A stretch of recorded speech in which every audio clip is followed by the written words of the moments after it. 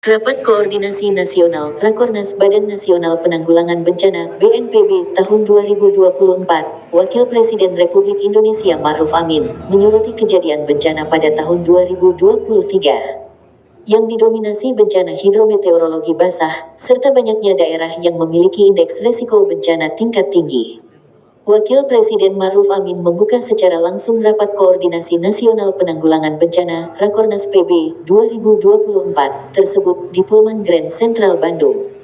Untuk itu guna mengurangi dampak dan resiko bencana yang semakin kompleks, Wapres Ma'ruf Amin memberikan butir-butir arahan kepada para peserta Rakornas PB 2024. Adapun arahan yang pertama, Wapres Ma'ruf Amin meminta untuk dikembangkannya industrialisasi penanggulangan kebencanaan dengan penerapan teknologi dan inovasi dengan manfaatkan perkembangan teknologi dan kecerdasan buatan. Dampak bencana di daerah tertentu akan terus memastikan kecukupan pangan, pendidikan, dan kesehatan masyarakat, serta berkelanjutan lingkungan hidup yang akan bermuara pada peningkatan perekonomian lokal dan kesejahteraan masyarakat. Hadirin yang saya hormati, saya ingin tekankan bahwa dalam penanggulangan bencana, berbagai tindakan preventif, penyelamatan, dan rehabilitatif harus dieksekusi secara sinergis, serentak, cepat, aman, dan akurat. Kolaborasi bersama lintas sektor dan lintas wilayah dalam penanggulangan bencana juga perlu dilaksanakan secara konsisten dan berkelanjutan.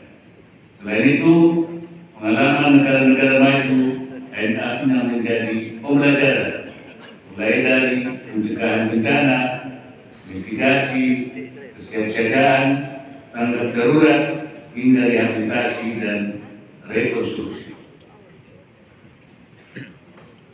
Contohnya kejadian gempa bumi 7,4 magnitudo di Taiwan pada awal bulan ini dengan bencana yang begitu besar, kerusakan dan korban jiwa tetap dapat diminimalisasi dengan sistem penanganan dini dan pengetahuan tentang sumber gempa yang baik.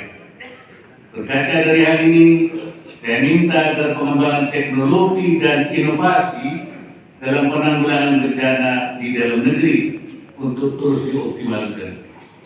Dorong integrasi teknologi dan inovasi berbasis data yang valid sebagai kunci terwujudnya efektivitas dan efisiensi aksi dini dan kesiapsiagaan dalam menghadapi bencana.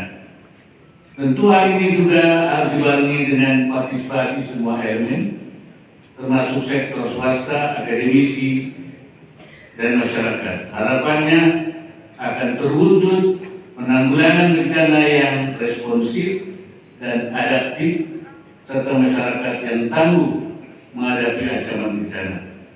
Hadirin sekalian, pada kesempatan yang baik ini saya sampaikan terima kasih dan penghargaan kepada seluruh jajaran BNPB dan BPBD serta semua instansi terkait atas dedikasi waktu, tenaga, dan pikiran dalam menanggulangi sekaligus mengurangi segala bentuk risiko bencana di tanah air. Saya juga ingin sampaikan beberapa hal untuk menjadi perhatian ke depan. Pertama, kembangkan industrialisasi penanggulangan kebencanaan dengan penerapan teknologi dan inovasi. Manfaatkan perkembangan teknologi dan kecerdasan buatan. Teknologi kecerdasan buatan akan berguna untuk memantau potensi bencana, mengembangkan sistem peringatan dini, meningkatkan kapasitas mitigasi bencana, serta meminimalisasi risiko bencana. Kedua, Ma'ruf Amin juga mengatakan agar dapat dilakukan pemetaan risiko bencana secara tepat dan valid. Kemudian hasil dari pemetaan tersebut diintegrasikan dalam perencanaan dan implementasi terkait penataan ruang, lingkungan hidup, dan sumber daya alam. Hal ini menjadi penting untuk mengendalikan risiko bencana yang ada, sekaligus mengurangi timbulnya risiko bencana baru. Berikutnya yang ketiga, Ma'ruf Amin juga menekankan masalah pelayanan kebencanaan dapat diperkuat. Hal tersebut menurut Ma'ruf Amin bisa dilakukan melalui penguatan kelembagaan BPBD baik dalam hal kewenangan, kompetensi sumber daya manusia, logistik, dan peralatan. Kemudian arahan selanjutnya, Wapres meminta agar diterapkannya kebijakan dan upaya pemulihan pasca bencana. Ia pun mengingatkan agar dipastikan adanya pembagian peran antara pusat dan daerah secara proporsional, dalam rangka membangun ketangguhan dan kemandirian masyarakat dan mengurangi risiko bencana di masa yang akan datang. Adapun arahan terakhir, Wapres berpesan untuk dapat menyusun dan merencanakan pembiayaan kegiatan penanggulangan bencana secara integratif dan tidak tumpang tindih. Maruf Amin minta skema pembiayaan penanggulangan bencana dijalankan untuk mengatasi kesenjangan anggaran penanggulangan bencana di daerah. Salah satunya bisa dilakukan melalui pendayagunaan dana bersama penanggulangan bencana untuk daerah, yang disesuaikan dengan tingkat risikonya. Untuk memantau potensi bencana, mengembangkan sistem peringatan dini, meningkatkan kapasitas mitigasi bencana, serta meminimalisasi risiko bencana. Kedua, lakukan pemetaan risiko bencana secara tepat dan valid.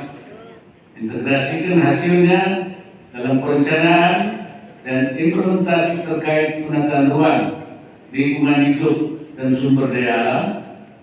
Hal ini menjadi penting untuk mengendalikan risiko bencana yang ada, sekaligus mengurangi timbulnya risiko bencana baru. Selain itu, perkuat pelayanan kebencanaan, utamanya melalui penguatan kelembagaan BPBD, baik dalam hal kewenangan, kompetensi, sumber daya manusia, logistik, serta peralatan. Selanjutnya, terapkan kebijakan dan upaya pemulihan pasca bencana. Pastikan adanya pembagian peran antara pusat dan daerah secara proporsional dalam rangka membangun ketangguhan dan kemandirian masyarakat dan mengurangi risiko bencana di masa yang akan datang. Terakhir, susun dan rencanakan pembiayaan kegiatan penanggulangan bencana secara integratif dan tidak tumpang tindih. Minta skema pembiayaan penanggulangan bencana dijalankan untuk mengatasi kesenjangan anggaran penanggulangan bencana di daerah. Salah satunya bisa dilakukan melalui pendayagunaan dan bersama penanggulangan bencana untuk daerah yang disesuaikan dengan tingkat risikonya. Wapres, saya Ragil dari Radio Elsita. Temanya saat ini tema pengembangan teknologi dan inovasi. Teknologi dan inovasi pengembangannya itu terkait dengan anggaran, SDM, sama tanggung jawab masyarakat setempat. Jika ada fasilitas yang ditempatkan di satu lokasi bencana, masyarakat juga ikut bertanggung jawab. Itu apa saran dari Pak Wapres agar ketiganya itu bisa sinkron dan bisa memberikan manfaat bagi kita semua. Yang kedua, apakah mitigasi bencana itu bisa dimasukkan ke kurikulum sekolah? Oke, terima kasih. Ya, saya kira kesiapan masyarakat itu menjadi penting. Karena itu masalah edukasi masyarakat itu di samping teknologi dan inovasi, ya, itu Pak Ketua BNPB nanti akan memberikan penjelasan. Dan kesiapan masyarakat terutama juga sejak dini, maka seperti juga di negara-negara lain, masalah pendidikan menghadapi masalah mitigasi bencana itu sudah harus diberikan sejak dini, bahkan sejak di PAUD, mungkin SD, ya, masuk kurikulum. Oleh karena itu ini menjadi sangat penting dan itu sudah dilakukan. Saya kira nanti Pak ini akan bisa menjelaskan. Ya, tinggal kita aware dalam menghadapi masalah mitigasi bencana ini. Dari mulai masyarakatnya, dari mulai para pelaksananya, kemudian juga teknologinya dan juga inovasinya akan terus dikembangkan.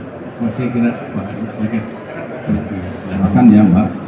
Kalau yang pertanyaan kedua, untuk masuk kurikulum sudah. Jadi kita sudah kerjasama dengan Kementerian Pendidikan dan Kebudayaan. Jadi beberapa tahun yang lalu sudah masuk ke kurikulum baik tingkat dasar maupun tingkat lanjutan. Kemudian untuk teknologi dan inovasi ini sudah dilaksanakan memang secara terus bertahap, bertingkat, berlanjut. Nah, untuk tahun 2023 dan 2024 kita fokus ke peringatan dini ada ancaman bahaya tsunami. Nah, bencana yang tidak diprediksi sampai saat ini teknologinya adalah gempa bumi dan tsunami. Walaupun negara maju pun tidak bisa mengetahui sampai kapan. Nah, ini kita tingkatnya adalah peringatan dini. Kalau dulu mungkin pakai kentongan, pakai kearifan lokal, nah BNPB dengan BPBD dan kementerian terkait mengembangkan dengan teknologi peringatan dini. Ini terbukti kemarin saat di Gunung Ruang, ketika gunung itu meningkat dari tahap 3 ke 4, itu masyarakat segera bisa kita ungsikan sehingga tanpa ada korban satupun.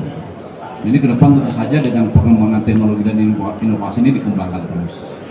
Seperti itu. Nah, kemudian untuk bencana-bencana lain seperti banjir dan kekeringan itu sebetulnya bisa diprediksi. Jadi kalau sudah awal tahun itu pasti banjir, kalau sudah pertengahan tahun itu pasti ada kebakaran hutan dan lahan. Nah, ini yang terus kami berusaha dengan pemerintah daerah meningkatkan kesiapan masyarakat supaya bencana-bencana yang bisa diprediksi ini paling tidak risikonya dari tahun ke tahun berturun. Tadi kami laporkan bahwa dari tahun 2021 sampai 2023 terjadi penurunan dampak. Jumlah bencananya kita tidak bisa kurangi karena juga jumlah manusia tambah banyak, daya dukung lahan lingkungan juga sudah semakin berat, tapi dampaknya ini yang harus kita berusaha untuk diperkecil setiap saat. Itu, ya, terima kasih. Bagja Sukmana dan Sinta Sukma, reporter Salsa TV, melaporkan dari Bandung.